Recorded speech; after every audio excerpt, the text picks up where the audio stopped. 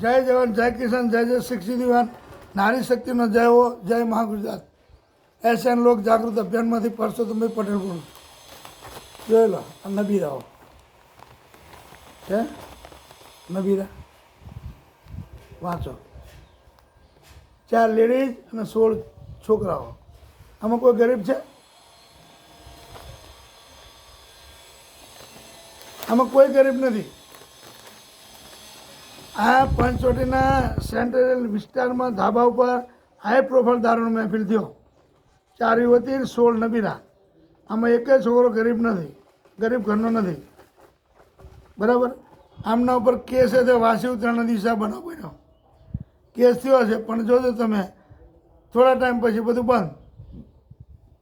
કેમ કે આની અંદર મોટા મોટા નેતાઓનો ફોન જશે કે આ છોકરો આપણો માણસ છે, આ મારો છોકરો છે, અમારો પડોશમાં છે, એને બહુ કાગળ બનાવતા નહીં, નિર્દોષ છૂટે એવું કરજો. આવું બધું થશે એટલે બધા નિર્દોષ. કોઈના પર કોઈને સજા નહીં થાય આમાં. લો ભલે અત્યારે બધાના ફોટા બતાવ્યા જો મસ્ત ફોટા છે, એવું નથી જો છે ને.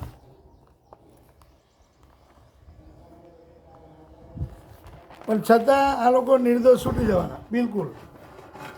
અને કોઈ પણ જગ્યાએ એમને સજા નહીં થાય, હું ગેરંટી આપું. તો આ બધું જે નબીરાઓ મહેફિલ મનાવે એને પકડે બરાબર છે, તમે કાયદાની રીતે બરાબર કર્યું. પણ એ દારૂ વેચતાને કેમ નહીં પકડ્યા? તમે દારૂ બનાવતા હોય એને કેમ નહીં પકડતા? ઇંગ્લિશ દારૂ વેચતા હોય એને કેમ નહીં પકડતા? એમને કેમ તમે આમ પકડીને જેલ ભેગા નહીં કરતા? કારણ શું? સારું, આ જે કર્યું એમાં ત્યાંના પીઆઈ પીએસઆઈ કોઈ સસ્પેન્ડ કર્યા નહીં?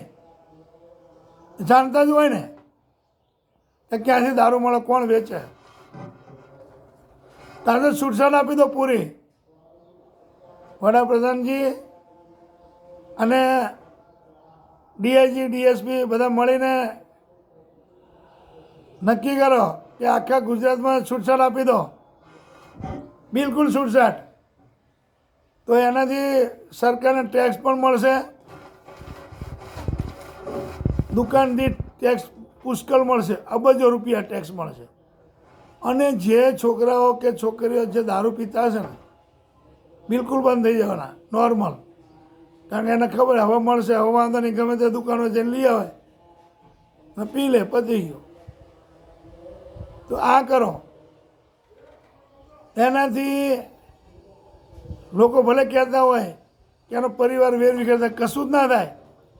આ જો યુપી, એમપી, બિહાર, રાજસ્થાન આ બધે દારૂને છૂટછાટ છે, કોઈનો પરિવાર વેરવિખેર થયો? કારણ કે જેટલું જરૂર છે એટલું જ પીવાનો. અને પેલું તો જો જાહેરાત થઈ જાય ભૂલમાં કે કાલથી દારૂ બંધી છે બિલકુલ ક્યાંય નહીં મળે, તો આજે એટલું બધું પીશે ને કે પી રોડ ઉપર પડે જશે, રોડ ઉપર પડે રહેવાનો. કેમ કે કાલથી દારૂ નહીં મળે, આટલો પીવો જેટલો પીવો એટલો. એટલે આ છૂટછાટ આપી દો ને તો કોઈ મગજમાં નહીં, કોર્ટમાં કેસ એવો ઓછા થઈ જાય બિલકુલ. અને રૂપિયા એટલા બધા સરકારમાં આવે ને ટેક્સના, જેને કોઈ હદ નહીં. અમે ઘણા કાયદા મોદીએ બદલી નાખ્યા, એક કાયદો બદલી નાખો. એવું ગાંધીજીનું ગુજરાત, ગાંધીજીનું ગુજરાત આપણે નહીં રાખવું, ગાંધીજીનું ગુજરાત બદલી નાખો. આટલા બધા કાયદા બદલી એક બદલી નાખો, છૂટછાટ આપી દો. જો પછી સરકારમાં કેટલો ટેક્સ આવે. આ કરો. ખાલી આ પૈસાનો તોડ કરવા માટે આટલા નબીરાને પકડ્યા, બરાબર. આ પૈસાનો તોડ જ થવાનું, બીજું કંઈ શું ખબર. આમાં હજુ જતા રહેવા, બીજા કાઢી મૂક્યા હોય સંબંધમાં, કોઈનો ફોન આવે કે જતા રહો. એટલે અમુક ખાખી વર્દીના લાયસન્સ છે, બધા એવા નથી, અમુક એવા છે ખાખી વર્દીનું લાયસન્સ લાગે એવા. ડાઘ, જેને આપણે ડાઘ કહીએ, એવા ખાખી વર્દી પહેરવાનો કોઈ અધિકાર જ નથી આવા ખોટા કૌભાંડીઓને.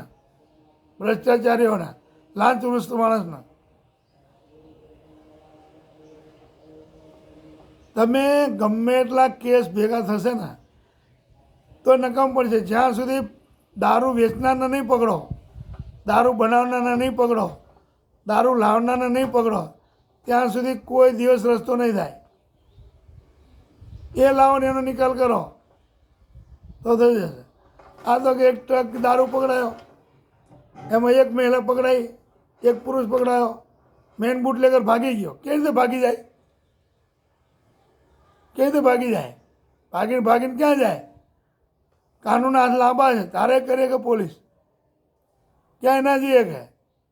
પણ બુટલેગર જ એવો હોય, એના હાથની જેવા માણસો રાખેલા હોય કે એના નામે કેસ બનાવી દે. બુટલેગર પોતે કોઈ દિવસ કેસમાં આવે જ નહીં. એના હાથની જે દારૂ વેચતા હોય એમને નામ લખીને એમને કોર્ટમાં મોકલીને છોડાવી દે એ લોકો પૈસા આપીને. એટલે એમના નામે કેસ બનાવડાવે. બુટલેગર પોતે ક્યાંય પકડાય નહીં અને કોઈ જગ્યાએ એમના કેસ થાય જ નહીં. આવા નાના માણસો હોય એને બોલાવીને અમુક પૈસા આપી દે ને કે જા તું કોર્ટમાં, તને છોડાવી લઈશું. એ તો કરીને પોલીસ દ્વારા, વકીલ દ્વારા છોડાવી લે. આ જ કામ થાય. આ ના હોવું જોઈએ. તમે વર્ધીમાં જે કંઈ સોગંદો લીધી છે, વર્ધીમાં જે વચન આપ્યું છે એ પ્રમાણે તમે કામ કરો અને ખરાબમાં ખરાબ માણસને પકડો, બુટલેગરોને પકડો, ભ્રષ્ટાચાર માણસને પકડો, જમીન કૌભાંડીઓને પકડો. બધી છૂટી આપી તમને, પકડી પડીને ઘાલો અંદર જેલમાં, પુરાવા ભેગા કરીને છૂટ જ નહીં એવું કરો. જય જવાન, જય કિસાન, જય જય 61. નારી શક્તિનો જય હો. જય મા ગુજરાત.